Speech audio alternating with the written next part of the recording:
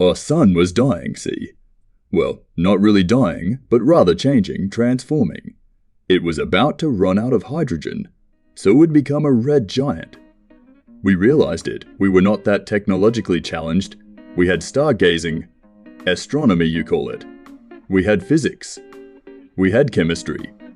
We knew. The signs were there. Sure, we hadn't achieved prolonged crewed spaceflight nor FTL.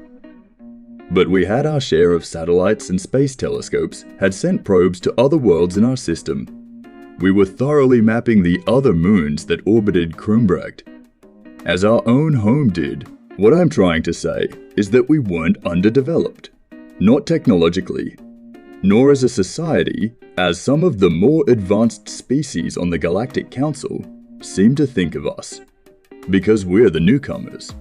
So, as I was saying, we realized our sun was an old star, and that the time for it to turn into a red giant was coming. Since we orbited a gas giant, we were far enough as to be spared the expansion of our star and the utter destruction of the inner planets. What awaited us was a long, protracted extinction, as the increased radiation output and heat from the star would literally bake our planet, as it peeled away the outer layers of Krumbach, leaving a much smaller gas planet. We were totally at a loss initially. Plans were made. A huge ship was built. Part space station, part Ark. Things came to head when the riots started. Not all of us were to board the Ark. More were planned and being constructed, but no one knew if we had enough time. A lot of us Karathum thought we only had this one chance. The elder Kardhum took a moment to regard his guest. It was a hairless, biped, moderate height but slender build, slightly disproportionate head. But that was a common trait with his species, the Minders as they called themselves. They took pride in scientific advancement and knowledge, and in their society they were considered aspirants until they've earned the equivalent of 2 doctoral degrees, or a postdoctoral degree, using the humans' terms. The young aspiring Minder could barely believe his luck. He managed to score an interview with the actual last living witness of the salvation of the Cathrumielm, as the academic circles called it. The scientific community was aware of the change of the star. They had looked on with their telescopes and their radioscopes, somehow missing the system held an inhabited planet, with a whole civilization developing on it, and said people were on the brink of extinction because of an astronomical event, and they lacked the technology to escape far enough, or fast enough. But seemingly out of nowhere, the star stabilized and didn't turn into a red giant. The only plausible and logical explanation was outside intervention, but who did it? The elder species denied intervention. Besides, they were all located on the opposite side of the galaxy. No council species ever claimed responsibility for it. The Karathum were conspicuously silent about the whole affair. The most anyone had ever got from them was the confirmation that they were saved. But they wouldn't betray the identity of their benefactor. They'd sworn silence. As the elderly Karathum took a few seconds of pause, it was clear that he remembered too well those events. That was the whole point of the interview.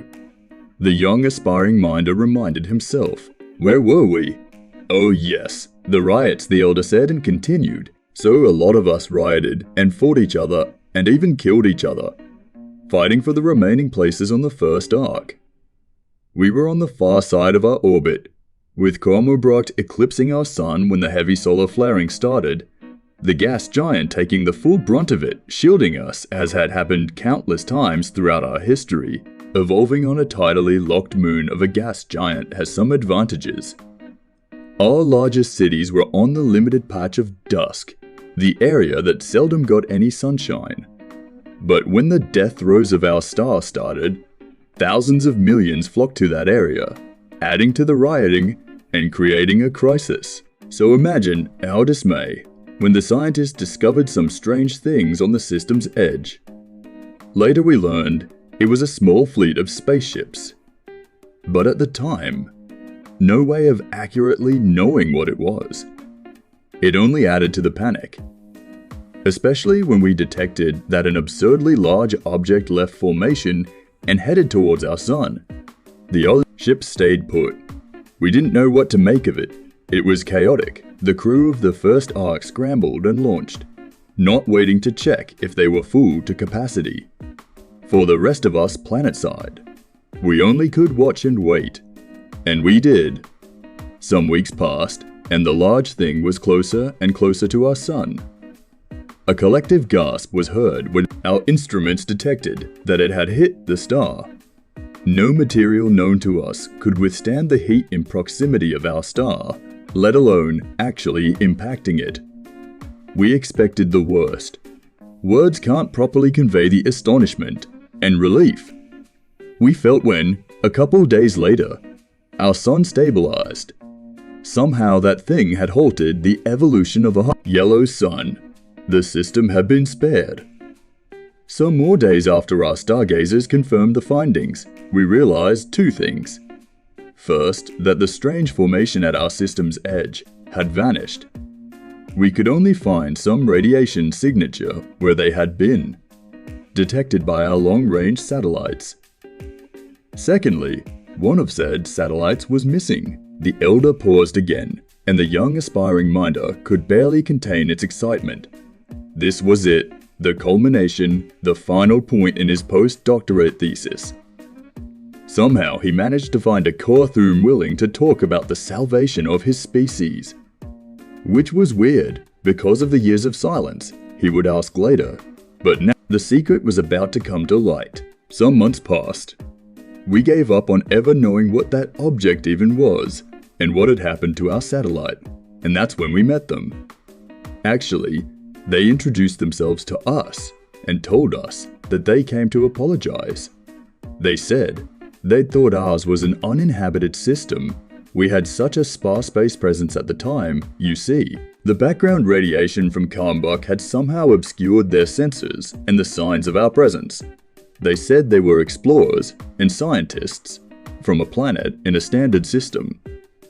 Far from us, mind you. We later learned they lived on the far, outer side of what they called the Orion of our galaxy. Incidentally, we lived on the inner side of the same arm. It was through them we learned of the galactic community, that they all thought ours was an unpopulated area with unstable stars and low probability of having planets capable of developing life. That they arrived in our system by chance, looking for a yellow star that was on the early stages of transformation into a because they wanted to do a field experiment. An experiment. The young aspirant couldn't help but ask, how?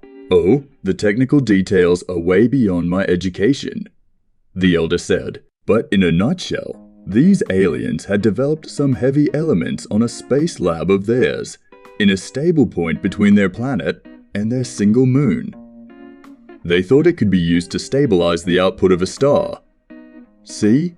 That's why they were seeking for star experiencing instability. Finding us was more about sheer luck than actually trying to make contact with a new species. The elder chuckled, and since they felt that messing with our star without proper authorization was a breach in protocol and a lack of courtesy, as an apology, they helped us advance our technology, gave us the first hints into FTL travel, and how to build colonies in the planets of our system. Also told us what to do in order to be discovered by the rest of the galactic community. They only ever asked of us to keep it a secret, and we vowed to do so. But why? Why wouldn't such magnanimous beings want to take credit? The aspirant asked again, interrupting. Well, Sonny, they said it would be troublesome for them. That the elder races of your council may take offense. This discovery was even beyond them, and they were one of the younger species, still bearing the moniker of newcomer. But now, I'm the last living Korthum from that time, and when we swore silence, they said that after the last surviving witness had died, they would leave in our hands to keep or reveal the secret, as probably enough time would have passed. We're a very long-lived species. After all, the elder chuckled again. And then, I learned about you, my young friend. See, as the government realized I was the last living witness, I was given the choice to either talk with someone of my own choosing, or the government would release an official statement after my death. And I'd rather be remembered on a history book. That's why we're having this conversation.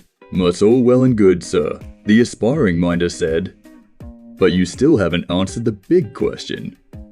Who did it? Right, I haven't told yet it was them, you know. Your people know them. It was those warm-blooded, bipedal mammals from the third planet of Sol System, as they called it. The Earthlings. Wait, the young minder scientist couldn't even believe what he had just heard. Are you seriously telling me the humans did it?